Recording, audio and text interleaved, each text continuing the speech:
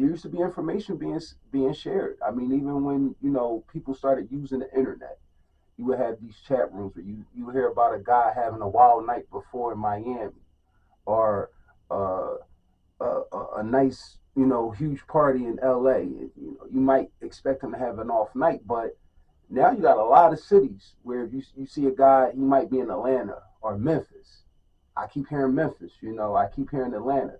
Certain players go to these towns and they're going to have an off night because of the activities they was doing the night before the night of the game. Right. What was the inside information like back then compared to now? Well, like I said, with the internet, it's a lot more public. What do you call it? Social media. Yeah, more social media, so you get more information.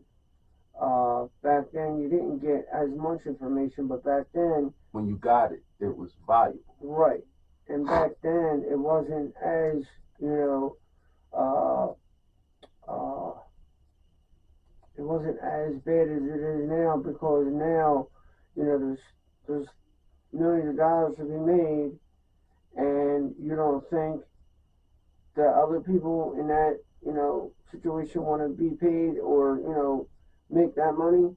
Of course they do, and that's why there's people that trade points, and it's just a lot. It's not as uh, it's always a gamble to make money in bet teams, but now with the internet, and the more, it's just more of a tactic, and you really need to know your P's and Q's nowadays, because they can really sway the public. They can really, exactly, really sway the public, and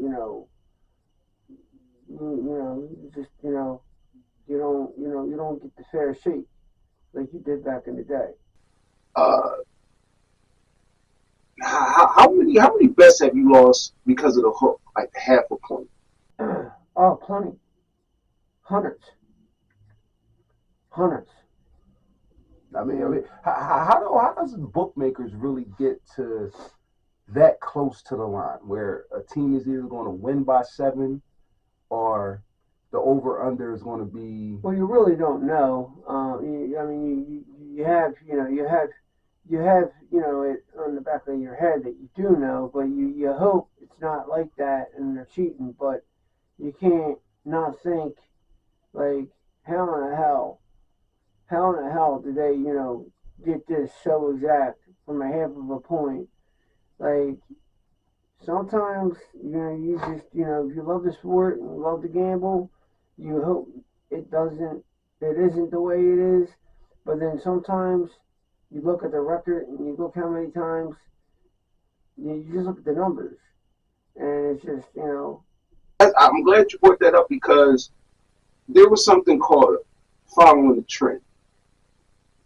Does that whole logic go out the window nowadays? At times, yeah. Sometimes it does. Especially in the championship games and the Super Bowls. It's just you just look at the 20 years you're doing it, and you look at how many times a half of a point mattered, or a touchdown mattered, and look at it, and you just see that you see it in front of your face on, like, how many times a team has won exactly by what the point spread was, and you just you wonder, and you hope that it isn't the way it is, but that's all you can do is wonder, because you're really never going to know. Right. And that's the sad thing about the whole situation. People who really love to gamble, which I think in two aspects, it's a disease, but sometimes in an individual, it's a passion, and they love the passion, and it's not just a disease, and it's a sport. It's also a sport to them, and sometimes you just hope that you love it so much that it doesn't really, turn into that, cheating aspect. Because if it does, then it just ruins it for everybody. Wow, man, that's crazy. Speaking of the Super Bowl, man, like Eagles start 10-1. Last 6 games they finished five and It's 1-5. ridiculous. I mean, we had high hopes of this Eagles team going back to the Super Bowl, but it's not looking good, man. Like, How do you go from ripping it up to all of a sudden not knowing what they're doing? It's ridiculous. There's something else going on in that locker room, which I don't. I'm not in the locker room. But there's something not going right. Now a lot of people say we didn't have the team. We didn't have the team all year, but we still won. You can't tell me these 5 games and we just completely just flopped. Now there were a couple games at the time that we just made it, but we were still winning and they were still competing.